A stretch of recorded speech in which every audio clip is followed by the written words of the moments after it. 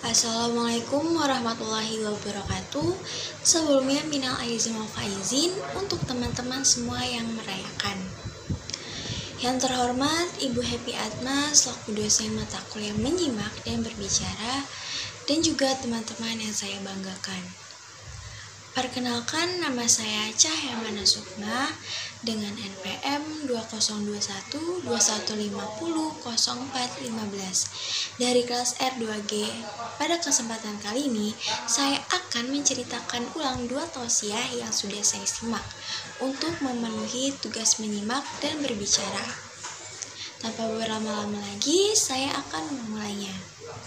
Pada materi pertama, saya mengambil tausiah dari acara Islam Itu Indah di Trans TV yang bertema tentang rezeki berlimpah saat Ramadan pada tanggal 23 April 2022 yang ditausiahkan oleh Ustadz Syam, Ustadz Hilman, dan Ustadz Maulana, dan pembawa acara yaitu Natasha Rizky.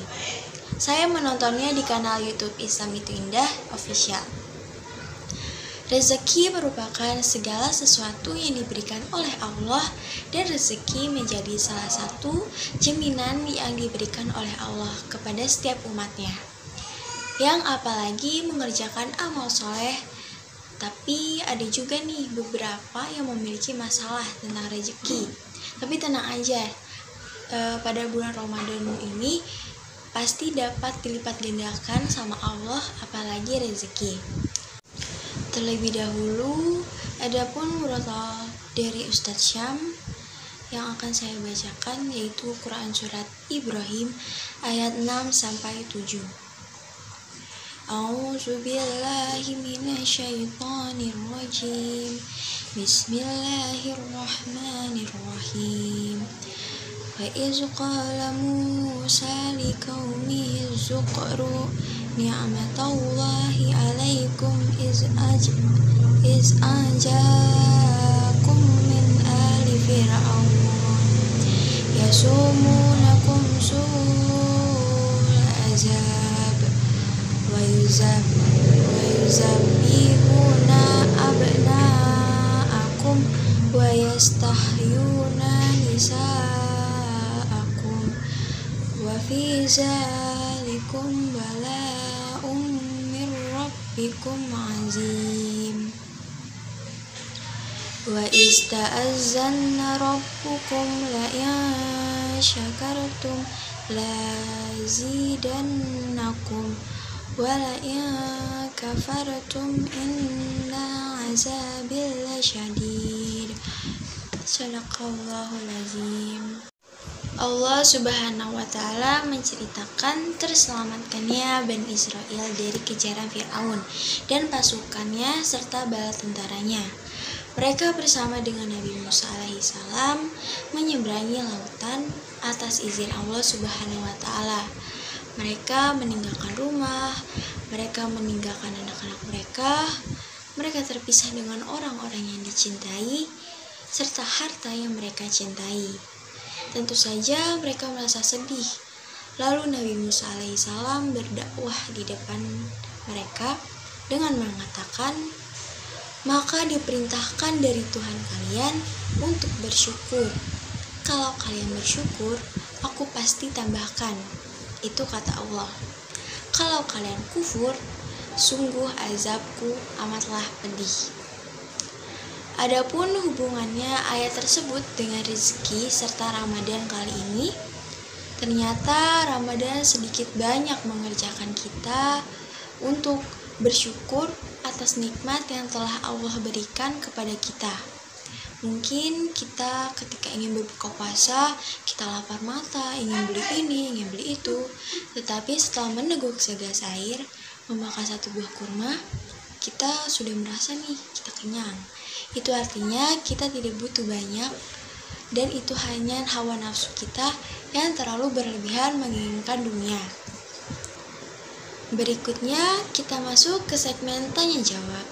Untuk pertanyaannya yaitu, apakah yang salah? Sholat sudah, sedekah sudah, tahajud sudah, tetapi mengapa masih merasa kurang dan kesulitan masalah rezeki? Ustadz Maulana pun menjawab, Rezeki itu apa sih? Jangan membatasi rezeki dengan urusan materi atau uang saja. Rezeki itu luas dan banyak. Kalau kita berbicara tentang definisi rezeki, rezeki itu segala sesuatu yang bermanfaat dalam kehidupan kita yang diberikan oleh Allah Subhanahu wa Ta'ala. Artinya apa? Rezeki itu bukan hanya tentang harta. Rezeki itu tentang segala hal yang Allah persembahkan untuk kita. Kita diberikan keluarga itu merupakan rezeki, diberikan kesehatan, bisa sholat, berdoa, dan beribadah kepada Allah itu juga merupakan rezeki. Rezeki itu luas, yang sempit itu pikiran kita. Rezeki itu lapang, yang sempit itu hati kita. Rezeki Allah itu mudah, yang sulit dan mahal itu gaya hidup kita. Jadi jangan membataskan rezeki yang telah Allah beri sekecil apapun dan jangan merasa kurang atas pemberian Allah Subhanahu wa Ta'ala. Pemberian Allah itu tidak akan kurang. Yang kurang itu adalah kita. Kita itu kurang bersyukur atas apa yang telah diberi Allah. Kembali lagi ke pertanyaannya, mari kita belajar menerima keadaan, belajar bersyukur, dan yang terakhir berusahalah dengan ikhtiar yang maksimal. Lalu ada pertanyaan yang kedua nih. Pertanyaannya yaitu apakah benar dengan kita gemar berbagi dengan orang lain seperti memberikan takjil dan sahur adalah salah satu cara instan untuk melipat gandakan rezeki. Perumpamaan orang yang mengeluarkan hartanya, menginfakkan hartanya, bagaikan benih satu biji ditanam akan dilipatkan menjadi 7. Nah, 7 pohon ini akan mengeluarkan 100 tangkai dan mengeluarkan buah-buahan. Berarti 700 kali lipat Allah lipat gandakan bagi orang yang mau mengeluarkan uangnya. Anggap saja yang dikeluarkan ini yang wajib seperti zakat. Kalau disebut Ramadan bisa melipat gandakan, iya betul. Karena siapa yang dimuliakan oleh Allah, penghuni surga, mereka merupakan dalil Quran, mereka yang menjaga lisannya, dan mereka yang memberi makan orang yang lapar. Baik, untuk tausiah selanjutnya, saya mengambil dari acara Islam itu Indah ya yang di Trans TV yang bertema berwudu pembersih dosa pada tanggal 26 April 2022 yang ditausiahkan oleh Ustadz Maulana, Ustadz Syam, dan Ustadz Bani serta pembawa acaranya Ahmad Fadli. Dalam Al-Quran surat Al-Maidah ayat 6 menjelaskan tentang wahai orang-orang yang beriman, apabila kamu hendak melaksanakan sholat, maka basuhlah wajahmu dan tanganmu sampai ke siku, dan sapulah kepalamu dan basuh kedua kakimu sampai ke kedua mata kaki. Jika kamu junub, maka mandilah. Dan jika kamu sakit atau dalam perjalanan atau kembali dari tempat buang air kecil atau besar ataupun menyentuh perempuan, maka jika kamu tidak memperoleh air, bertayamumlah dengan debu yang baik atau debu yang suci. Usaplah wajahmu dan tanganmu dengan debu itu.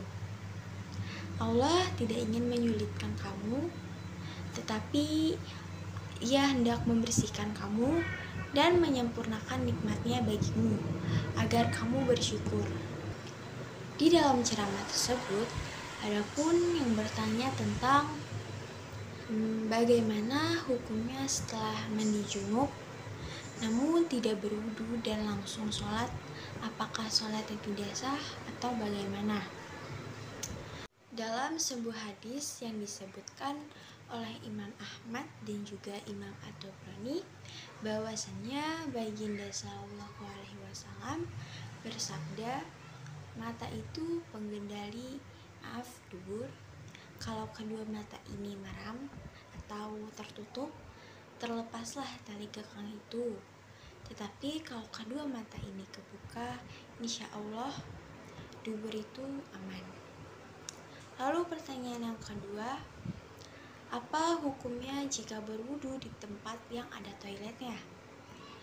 Sah atau tidak wudu seseorang di dalam kamar mandi? Maka jika sudah melakukan rukunnya wudu, maka wudunya sah. Dan diantaranya disebutkan di wajah, tangan sampai siku, menyapu kepala sampai mata kaki, niat dan tertib, maka sah wudunya. Yang menjadi masalah ketika berada di dalam toilet ini, apakah wudu kita itu boleh membaca doa? Maka ulama memakruhkan mengucapkan zikir di dalam kamar mandi. Jadi, hukum membaca zikir di dalam kamar mandi adalah makruh.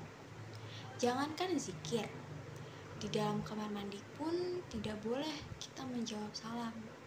Ketika kita bersin pun di dalam kamar mandi, jangan mengucapkan hamdalah. Ketika di dalam kamar mandi, jangan mengucapkan kalimat-kalimat Allah. Yang dimaksud keharamannya ketika sementara membuang hajat. Maka ketika seorang dalam kamar mandi, sementara dia berwudu, selama rukunnya sudah dipenuhi, maka wudunya itu sah. Cuma ada yang harus diperhatikan, yaitu tempatnya.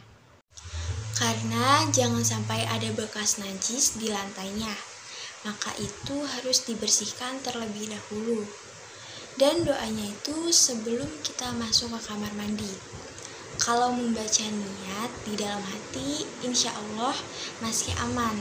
Tetapi jangan sampai kita mengucapkan atau mengeluarkan suara karena akan menjadi makruh. Baik, cukup sekian dari saya. Mohon maaf apabila ada kesalahan dan kekurangan dalam pengucapan. Terima kasih telah menonton video ini. Saya harap video ini bisa memberi sedikit manfaat atau sedikit ilmu kepada penonton. Saya Cahyamana Sukma, pamit undur diri. Wassalamualaikum warahmatullahi wabarakatuh.